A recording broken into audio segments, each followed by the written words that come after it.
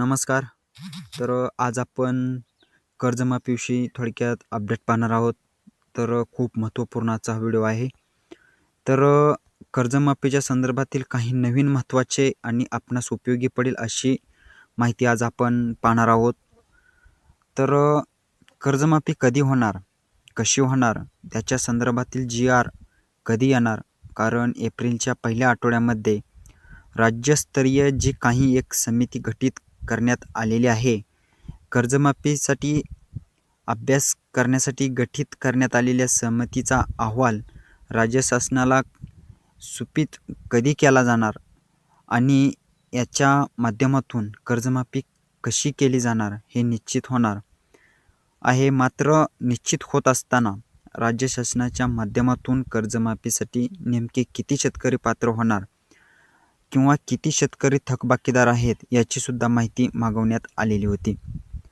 सरकार विभागाच्या माध्यमातून राज्यस्तरीय बँकर्स समितीला आपल्याकडे थकीत असलेले कर्जदार शेतकऱ्यांची माहिती देण्याचे बँकांना निर्देश देण्यासाठी एक पत्रक पाठवलेले आलेलं होतं. 30 सप्टेंबर 2025 पर्यंत थकीत असलेले शेतकरी आणि 9 मार्च 2026 पर्यंत रेग्युलर असलेले शेतकरी या दोन्ही शेतकऱ्यांची बँकांना माध्यमातून आता राज्यस्तरीय बँकर्स समितीचा सुपूर्द करण्यात आलेली आहे.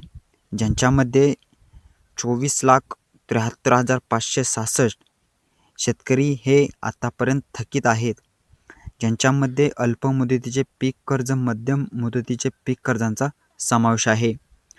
यांच्यामध्ये जिल्हा मध्यवर्ती बँक असतील, यांच्यामध्ये वाणिज्य बँक असतील, राष्ट्रीयकृत बँक असतील, या सर्व बँकांची जी आकडेवारी आहे ती राज्यस्तरीय बँकर्स समितीला देण्यात आलेली आहे. याच्यामध्ये 24,73,566 शेतकऱ्यांकडे 35,477 कोटी कर्जाचे थकीत आहेत. याच्या व्यतिरिक्त सुद्धा 2015 ते 17 च्या कर्जमाफीमध्ये बाकी असलेले 586,000 शेतकरी हे वेगळे आहेत आणि या सर्व शेतकऱ्यांची जी काही माहिती आहे ती माहिती आता बँकर्स समितीकडे सुपूर्द करण्यात आलेली. आता बँकर्स समितीच्या माध्यमातून आपल्याला आलेला हा अहवाल, आपला हा आलेला डाटा हा लवकर शासनाला सादर केला जाणार आहे. मित्रांनो, साधारणपणे 6 ते 8 एप्रिल नंतर राज्यामध्ये जी काही बँक कर्जमाफी करण्यासाठी एक समिती गठीत करण्यात आलेली आहे, ही परदेशी साहेबांच्या अध्यक्षतेखाली गठीत करण्यात आलेली समितीसुद्धा आपल्या सहमतीचा शासनाला सादर करण्यात आलेली आहे. नेमके कोणत्या शेतकऱ्यांची कर्जमाफी करायची आणि कशा प्रकारे करायची, उपाययोजना आणि काही अटी शर्ती लावायच्या, ही त्यांची माहिती त्यांच्या माध्यमातून दिली जाणार आहे.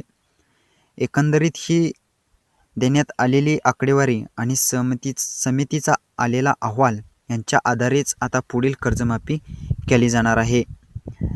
शेतकरी बांधवांनो, कसं वाटलं आजचे कर्जमाफीविषयी अपडेट? असेच अपडेट पाहण्यासाठी आपल्या चॅनेलला नक्की सबस्क्राईब करा.